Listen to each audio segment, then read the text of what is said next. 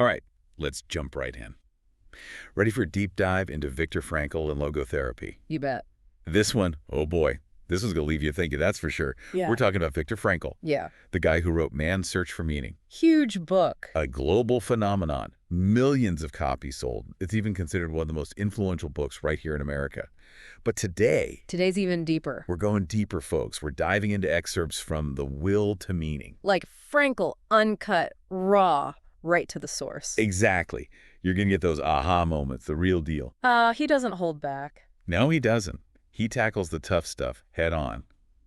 How do we find meaning when all the old traditions are fading away? Right. What about freedom and responsibility? Can you have one without the other? And, what happens when that search for meaning just leaves you feeling empty? It's heavy stuff. But Frankl, he had a way of getting right to the heart of it. And right from the start, he tackles something I found so fascinating.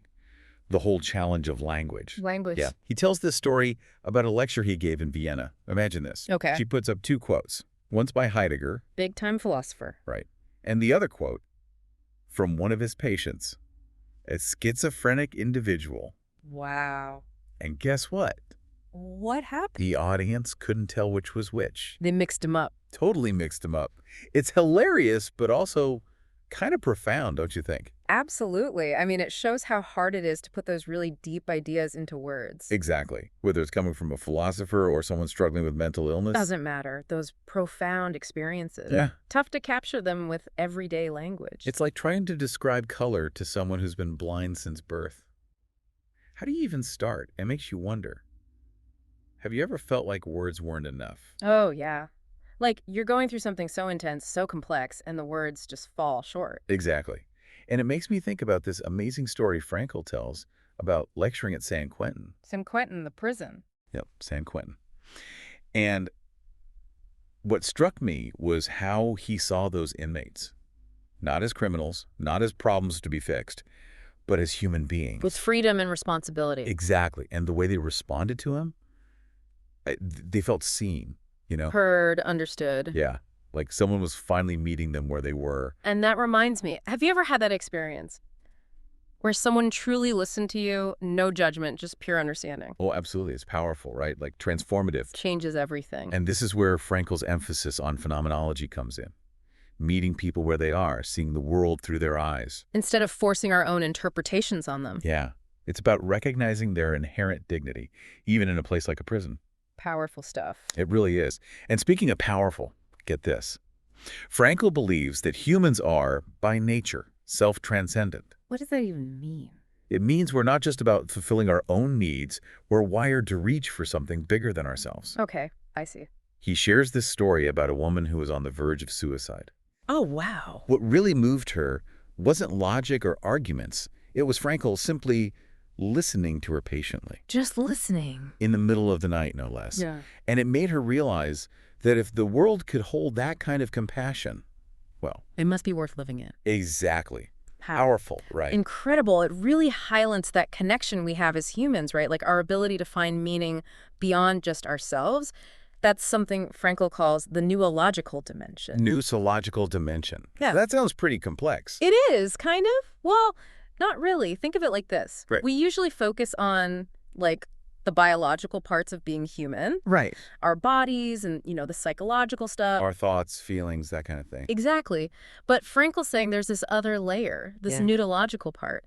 It's where things like self-awareness live. Self-awareness. And our conscience. Oh, love. That search for meaning we were just talking about. Okay, so it's more than just our physical and mental self. It's what makes us different. It lets us go beyond our circumstances and connect with something bigger. And it's that connection that makes us human. You got it. And recognizing this neurological part, it challenges all those views that try to oversimplify things. Like saying we're just biological machines. Right.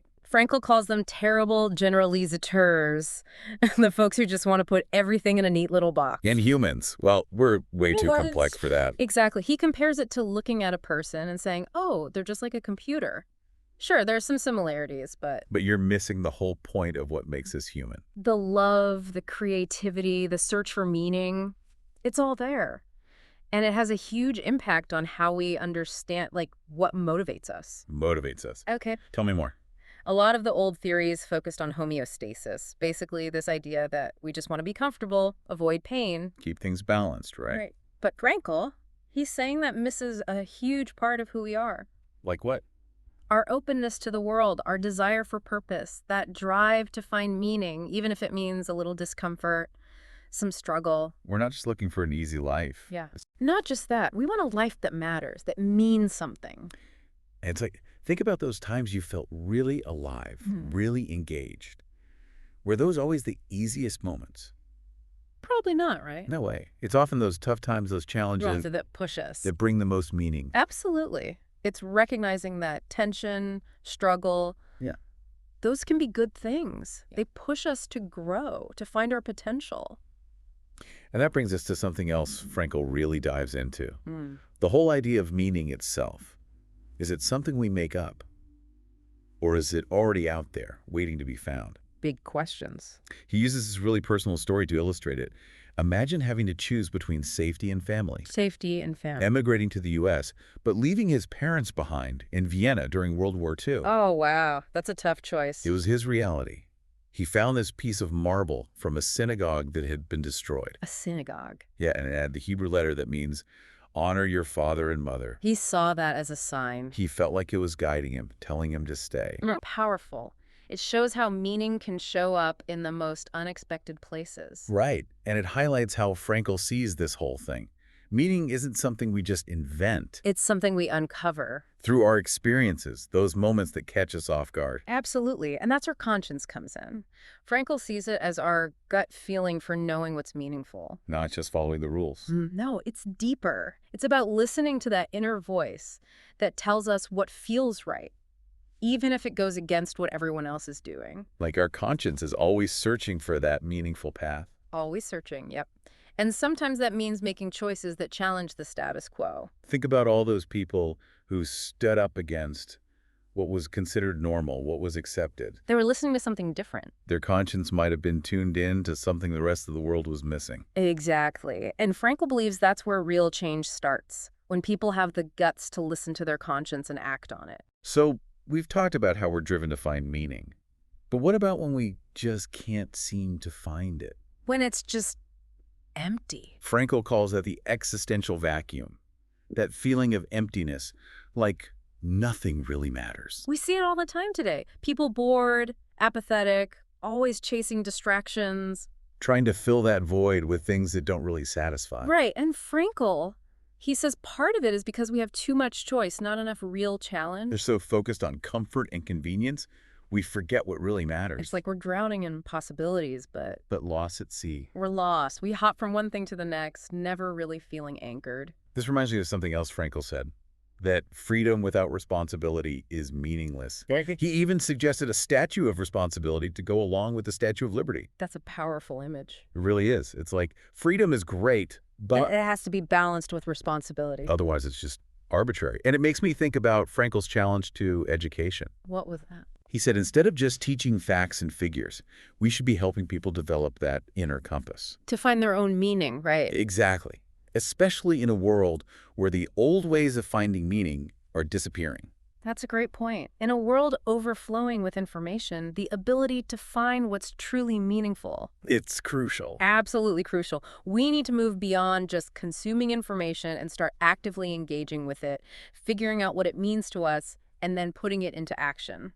And that's what this whole deep dive is about. Is it? It's not about just giving you information. It's about giving you tools to connect with the material in a way that matters to you. Makes sense.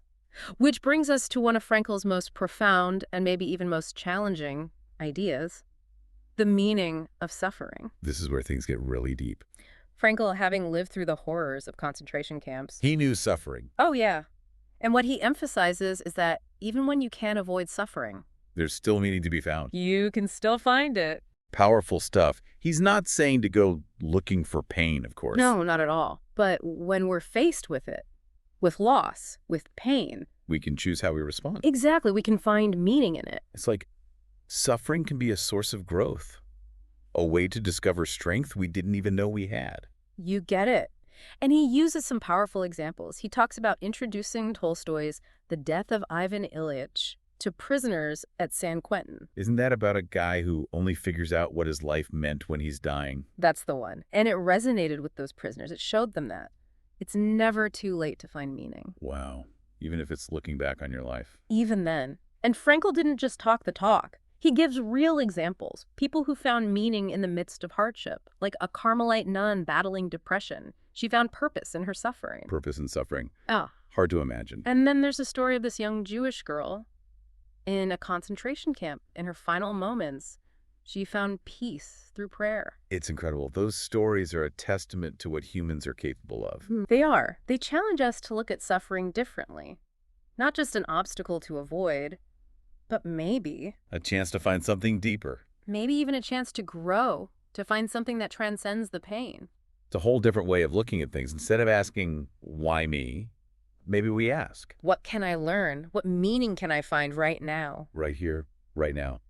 And this leads us to one of Frankl's most interesting techniques. Paradoxical intention. Paradoxical intention. It's kind of a mind trick, but a powerful one. Tell me more. So think about insomnia. Okay, I'm with you. You're lying there trying so hard to sleep. And the more you try, The more awake you get, Mm. Frankl calls this hyperintention. hyperintention. You're so focused on the outcome, you actually sabotage yourself. Oh, I know that feeling. I get so fixated on falling asleep and then my mind just races. Right, thinking about everything that went wrong that day. So paradoxical intention is about flipping that script. How so? Frankl would tell someone with insomnia to try and stay awake as long as possible. Really? Do the opposite. Exactly. By doing the opposite of what you're desperately trying to do, You break the cycle. you let go of that tension. And often, that's all it takes. Interesting. So it's like outsmarting your own anxiety. That's it. And it works for all sorts of anxieties and fears. It does. Frankl tells this story about a guy who was terrified of public speaking. Oh, I can relate. Frankl told him to start his speech by admitting he was super nervous, that he was probably going to mess up. He didn't. He did. Embrace the fear. And guess what? What happened? It totally disarmed the fear. Really? The audience was actually really sympathetic, and the guy ended up giving a great speech. Wow. So by admitting the fear, You take away its power. there's something to that. It's like the more we resist something. The stronger it gets. Exactly. And Frankl believed humor was a big part of this. Humor. He saw it as a way to detach from our problems, to get some perspective, find a little lightness. Like that saying, laughter's the best medicine. Right. But it's more than just a distraction. It's a way to shift our view, find a new angle. So it's about taking back control, reminding ourselves that we're not at the mercy of our fears. Exactly. And that leads us to how Frankl saw psychology and spirituality working together. Okay, how's that? He said neglecting our spiritual needs can leave us feeling Empty. empty, that existential vacuum. It's like we're trying to live on just physical and mental food. Right. But we're forgetting to feed our spirits. Makes sense. But what's interesting is that Frankl wasn't talking about any specific religion. He wasn't. He used the term pneumological to emphasize the human side of spirituality. What does that even mean? Our capacity for awe, wonder, and connection to something bigger than ourselves. So less about dogma, more about the feeling of connection. Exactly. And that connection, it can come from anywhere. Like where? Nature, art, love, helping others, the pursuit of knowledge. A lot of options. Anything that helps us transcend ourselves, Yeah, Tap into something bigger. I get it. It's about recognizing that we need spiritual food as much as we need physical and mental food. And finding what feeds our individual souls. Right. It's like choosing to look for the good, even when things are tough. Yeah. It's a powerful reminder that we always have a choice. We've covered some really big ideas today. Self-transcendence, that existential vacuum, finding meaning in suffering. But what's amazing is how Frankl took these ideas and turned them into practical stuff you can actually use, like that paradoxical intention you were talking about.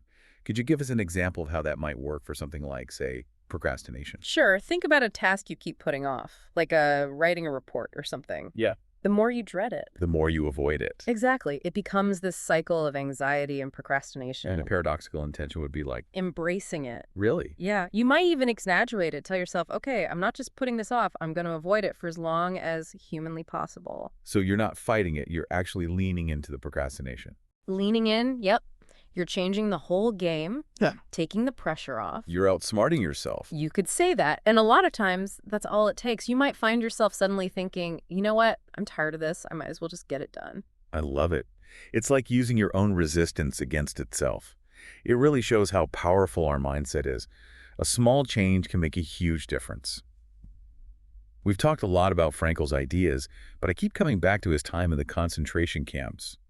It's hard to imagine finding meaning in such awful circumstances. Hmm. What did he learn there that we can apply to our lives today? One of the things Frankel really stressed was, even in those horrible conditions, you Yeah. still have a choice. A choice about what? Your attitude, your mindset. He saw some prisoners, even though they were going through unimaginable things. Right. They held on to their dignity, their sense of humor, their hope for the future. And that's what helped them survive. He believes so. Yeah. They found something to hold on to, even in the darkest of times. It's like finding a light in all that darkness. But how do we develop that kind of strength? Especially in a world that's constantly trying to distract us from the deeper stuff. Frankel had a few suggestions. One is what he called self-distancing. Self-distancing, what's that? It's the ability to step back from your emotions, your immediate reactions. Like creating some space between what's happening and how you respond. That's it. You're not just reacting on autopilot, you're choosing your response. It's like hitting the pause button before you react. That's a great way to put it. Giving yourself a moment to decide how you want to respond, rather than just reacting out of habit or emotion. Exactly. And it ties into another one of Frankel's ideas, finding meaning in the moment. The present moment. Right here, right now. Frankel said you don't have to wait for big achievements or special occasions to find meaning. So it's the little things. The little things. A shared laugh, a beautiful sunset, a kind word to a stranger. Those moments are full of meaning. If you choose to see it. That's the key. It's about paying attention, appreciating those everyday experiences. It's like shifting from chasing happiness to appreciating the meaning in everything. I like that. And the last thing Frankel emphasized, self-transcendence. We've talked about that. Reaching beyond your own ego. Right. Connecting with something bigger. Your relationships, your work, your spirituality. Anything that helps you tap into a purpose that goes beyond your own needs. Exactly. It's about remembering that we're part of something larger than ourselves. So even when the world feels self-centered and chaotic, there's a way to find that deeper connection. Absolutely. Wow. It's a lot to take in, but it's really inspiring. Frankel's work reminds us that we have so much power to choose meaning in our lives, even when things are hard. And that power, that's what makes us human. It really does.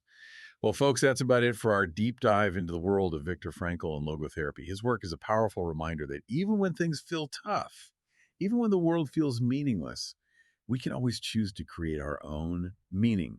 And that's a pretty incredible thing. Until next time, keep seeking, keep exploring, and keep creating meaning in your lives.